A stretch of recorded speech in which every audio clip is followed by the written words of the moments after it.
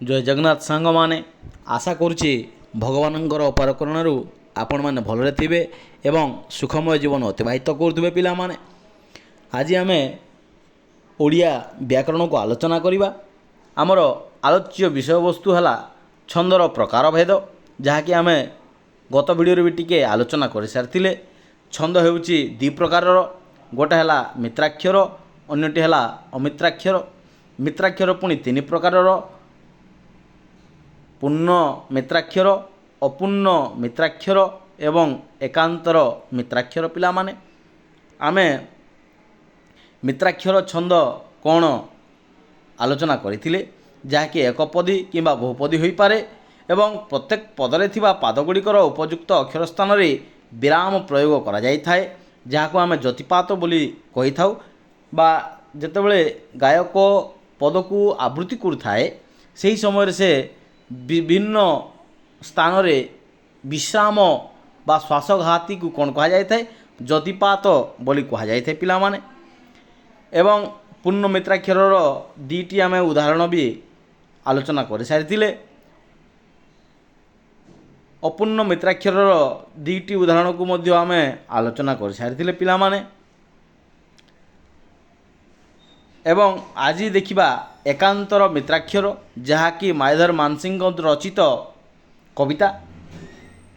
ଶିଳାଗୃହ ଅନ୍ଧକାର ବାସି ମୁଁ ଜନନୀ, ଉତ୍କଳ ନଥିଲି ଜାଣିଅଛି ଲୋ ତୋପୁରେ, ଏମନ୍ତ ରୂପର ଲୀଳା ନବାହୁ ତରଣୀ, ଆଜି ଏ ଜ୍ୟୋତ୍ସ୍ନାରେ ନୀଳ ମହାନଦୀ ପୁରେ। ଏ ହେଲା ମାୟାଧର ମାନସିଂହଙ୍କ ରଚିତ, ଯାହାକି ଏକାନ୍ତର ମିତ୍ରାକ୍ଷରର ଗୋଟେ ଉଦାହରଣ। ପିଲାମାନେ, ଆମେ ଅମିତ୍ରାକ୍ଷର ଛନ୍ଦକୁ ଟିକେ ଆଲୋଚନା କରିବା।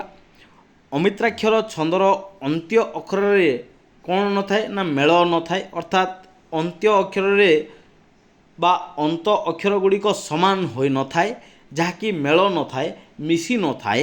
ଅନ୍ୟ ଛନ୍ଦରେ ଯେପରି କେତୋଟି ପାଦରେ ଗୋଟିଏ ପଦ ହୁଏ, ଅମିତ୍ରାକ୍ଷର ଛନ୍ଦରେ ସେପରି ବ୍ୟବସ୍ଥା ନଥାଏ, ଅର୍ଥାତ୍ କେତେ ଗୁଡ଼ିଏ ପାଦ ମିଶି ଆମେ କ'ଣ ଜାଣିଥାଉ ନା ପଦ ହୋଇଥାଏ। ପିଲାମାନେ, ଧର ଦୁଇଟି ପାଦରେ ଗୋଟିଏ ପଦ, ଚାରୋଟି ପାଦରେ ଗୋଟିଏ ପଦ, କିନ୍ତୁ ଅମିତ୍ରାକ୍ଷରର ପାଦ ସଂଖ୍ୟା ସମାନ ନଥାଏ ଏବଂ ଅନ୍ତ୍ୟ ଅକ୍ଷର ଗୁଡ଼ିକ ମେଳ ଖାଇ ନଥାଏ, ଅର୍ଥାତ୍ ମନ ଇଚ୍ଛା ଅକ୍ଷର ଗୁଡ଼ିକ ଏଠାରେ ରହିଥାଏ। ଯେମିତି ଗୋଟେ ଉଦାହରଣକୁ ଆମେ ଯଦି ଦେଖିଲେ ଜାଣିପାରିବା। ପିଲାମାନେ, ଏଠାରେ କେତେ ଗୁଡ଼ିଏ ପାଦ ଅଛି ନା 1, 2, 3, 4 ଏବଂ 5।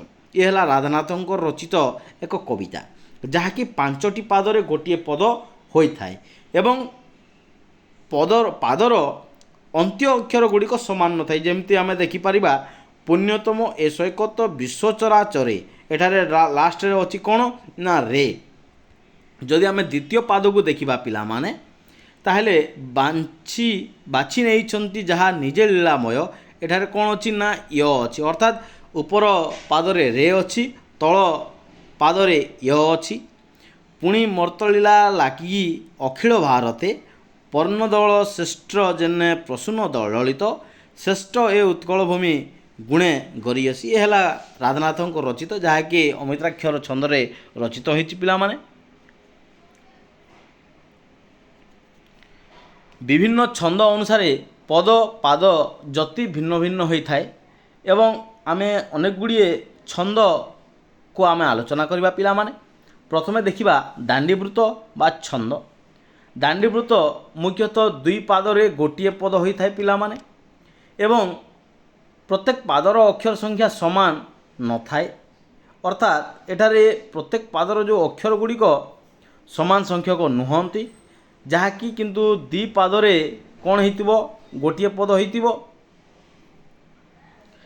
ଏବଂ ଯେତେବେଳେ ଗାୟକ ଗୀତଟାକୁ ଗାଇବେ, ସେ କ'ଣ କରିବେ ନା ନିଜ ସୁବିଧା ଅନୁସାରେ ଜ୍ୟୋତିପାତ ବା ବିରାମ ନେଇପାରିବେ, ଅର୍ଥାତ୍ ସେ ନିଜ ଇଚ୍ଛା ମନ ମୁତାବକ ବା ଇଚ୍ଛା ଅନୁସାରେ ସେ କ'ଣ କରିବେ ନା ଗୀତଟାକୁ ବୋଲି ପାରିବେ। ଯେମିତି ଗୋଟେ ଉଦାହରଣ ନେଇପାରିବା, ଏଥୁ ଅନନ୍ତରେ ଦ୍ରୋଣେ ବିଦ୍ୟା ପୁତ୍ରନ୍ତ ହକାରୀ, ବାବୁ ତୁମେ ଯାଅରେ ମୃଗୟା ବନ ହେରି। ଏ ହେଲା ଶାରଳା ଦାସଙ୍କ ମହାଭାରତ ରଚିତ। ସେହିଭଳି ବଳରାମ ଦାସଙ୍କ ଦାଣ୍ଡି ରାମାୟଣ, ଚୈତନ୍ୟ ଦାସଙ୍କ ବିଷ୍ଣୁଗର୍ଭ ପୁରାଣ ମଧ୍ୟ ସବୁ ଏହି ବୃତ୍ତିରେ ବା ଏହି ଛନ୍ଦରେ ବା ଏହି ଯେଉଁ ଆମର ଦାଣ୍ଡିବୃତ୍ତ ବା ଛନ୍ଦରେ ରଚିତ କରାଯାଇ ଅଛି। ତ ପିଲାମାନେ ଆମେ ଜାଣିଗଲେ ଯେ ଦାଣ୍ଡିବୃତ୍ତ ବା ଛନ୍ଦ ଦୁଇ ପାଦରେ ଗୋଟିଏ ପଦ ହୋଇଥାଏ। ପ୍ରତ୍ୟେକ ପାଦର ଅକ୍ଷର ସଂଖ୍ୟା ସମାନ ନଥାଏ। ଅର୍ଥାତ୍ ଆମେ ଯଦି ଏଠାରେ ପ୍ରଥମ ପାଦକୁ ଦେଖିବା ତାହେଲେ ଯେତିକି ଅଛି 2 ନମ୍ବର ପାଦରେ ଅକ୍ଷର ସଂଖ୍ୟା ସେତିକି ନଥିବ। ଏ ଦୁଇଟା ପାଦ ପ୍ରଥମ ପାଦ ଏବଂ ଦ୍ୱିତୀୟ ପାଦର ଅକ୍ଷର ସଂଖ୍ୟା ସମାନ ନଥିବ। ଏବଂ ଯେତେବେଳେ ଜ୍ୟୋତିପାତ କଥା ପଡ଼ିଛି ଏଠାରେ ଗାୟକ ନିଜେ ସ୍ୱର ଲମ୍ବାଇ ଗୀତଟାକୁ ବୋଲି ପାରିବେ, ଯାହାକି ଶାରଳା ଦାସଙ୍କ ରଚିତ ମହାଭାରତରୁ ଏହା ଉଦ୍ଧୃତ। ତାପରେ ଦେଖିବା ଛନ୍ଦର ପ୍ରକୃତି। ଭାଗବତ ବାଣୀ ବା ଗୁଜ୍ଜରୀ। ଆମର 2 ନମ୍ବର ଛନ୍ଦ ହେଲା କ'ଣ ନା ଭାଗବତ ବାଣୀ ବା ଗୁଜ୍ଜରୀ, ଯାହାକି 2 ପାଦରେ ଗୋଟିଏ ପାଦ ହୋଇଥାଏ। ପ୍ରତ୍ୟେକ ପାଦର ଅକ୍ଷର ସଂଖ୍ୟା ହେଲା 9। ପ୍ରଥମ ପାଦରେ ଅକ୍ଷର ସଂଖ୍ୟା 9, ଦ୍ୱିତୀୟ ପାଦରେ ଅକ୍ଷର ସଂଖ୍ୟା ହେଲା 9 ଏବଂ ଏହାକୁ ନବାକ୍ଷରୀ ବୋଲି ମଧ୍ୟ କୁହାଯାଇଥାଏ। ଏବଂ ପ୍ରତି ପାଦର 3, 5 ଓ ଶେଷ ଅକ୍ଷର ଉପରେ ଜ୍ୟୋତିପାତ ହୋଇଥାଏ।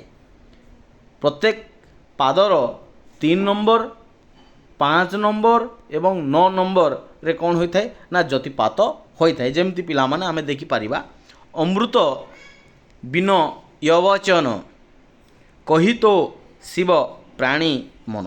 ଏଠାରେ ଯଦି ଆମେ ଅମୃତ କଥା କହିବା, ଅମୃତ ହେଲା 3 ଅକ୍ଷର, ବିନ ହେଲା 2, ୟବଚନ ହୋଇଗଲା 4। ଯଦି ଆମେ ଏହାକୁ ଭାଗ କରିଦେବା ତାହେଲେ 3 ନମ୍ବର, 3 ଯୋଗ 2 ସମାନ ହୋଇଗଲା 5 ନମ୍ବର, 2 ଯୋଗ 4 ସମାନ ହୋଇଗଲା 9 ନମ୍ବର। ଅର୍ଥାତ୍ 3 ନମ୍ବରରେ, 5 ନମ୍ବରରେ ଏବଂ 9 ନମ୍ବରରେ କ'ଣ ହେବ ନା ଜ୍ୟୋତିପାତ ହେବ। ଯେତେବେଳେ ଗୀତଟାକୁ ଗାଇବେ, ଯେତେବେଳେ ଗୀତ ଗାଇବେ ସେ କ'ଣ କରିବେ ନା 3, 5, 9ରେ ଜ୍ୟୋତିପାତ ହେବ ବା ଶ୍ୱାସଘାତୀ ହେବ ବା ବିଶ୍ରାମ ନେବ। ଅମୃତ ବିନ ୟବଚନ କହି ତୋ ଶିବ ପ୍ରାଣୀ ମନ। ଏଇଟା ଜଗନ୍ନାଥ ଦାସଙ୍କ ଭାଗବତ ରଚିତ ଗୋଟେ ପାଦ ବା ପଦ, ଯାହାକି ଅଣାଯାଇଛି। ତ ପିଲାମାନେ ଆମେ ଟିକେ ୟାକୁ ଓଭରଲୁକ୍ କରିଦେବା। ଭାଗବତ ବାଣୀ ବା ଗୁଜ୍ଜରୀ 2 ପାଦରେ ଗୋଟିଏ ପଦ ହୋଇଥାଏ ଏବଂ ପ୍ରତ୍ୟେକ ପାଦର ଅକ୍ଷର ସଂଖ୍ୟା ହେଲା 9, ଯାହାକି ନବାକ୍ଷରୀ ବୋଲି ମଧ୍ୟ ଏହାକୁ କୁହାଯାଇଥାଏ। ପ୍ରତ୍ୟେକ ପାଦର ତୃତୀୟ, ପଞ୍ଚମ ଓ ଶେଷ ଅକ୍ଷରରେ ଜ୍ୟୋତିପାତ ହୋଇଥାଏ। ଆମର ଉଦାହରଣ ହେଲା ଅମୃତ ବିନୟ ୟବଚନ କହି ତୋ ଶିବ ପ୍ରାଣୀ ମନ, ଯାହାକି ଜଗନ୍ନାଥ ଦାସଙ୍କ ରଚିତ ଭାଗବତରୁ ଏହା ଉଦ୍ଧୃତ। ତାପରେ ପିଲାମାନେ ଆମେ ଦେଖିବା ବଙ୍ଗଳାଶ୍ରୀ, ଯାହାକି 2 ପାଦରେ ଏକ ପଦ ହୋଇଥାଏ। ପ୍ରତ୍ୟେକ ପାଦର ଅକ୍ଷର ସଂଖ୍ୟା ହେଲା 20 ଏବଂ ପ୍ରତି ପାଦର 6, 12, 18 ଓ ଶେଷ ଅକ୍ଷରରେ କ'ଣ ହେବ ନା ଜ୍ୟୋତିପାତ ହେବ। ତାହେଲେ ଆମର ଉଦାହରଣ ଅଛି, ମା ମା ବୋଲି କେତେ ମୁଁ ଖୋଜିଲି, ମା'କୁ ପାଇଲି ନାହିଁ, ଭାଇ ଭାଇ ବୋଲି କେତେ ମୁଁ ଡାକିଲି, ନଦେଲେ ଉତ୍ତର କେହି। କେତେ ସୁନ୍ଦର ପିଲାମାନେ, ଯାହାକି ମଧୁସୂଦନଙ୍କ ରଚିତ ଏହା ଏକ ସନ୍ତାନର ଉକ୍ତି କବିତାରୁ ଉଦ୍ଧୃତ।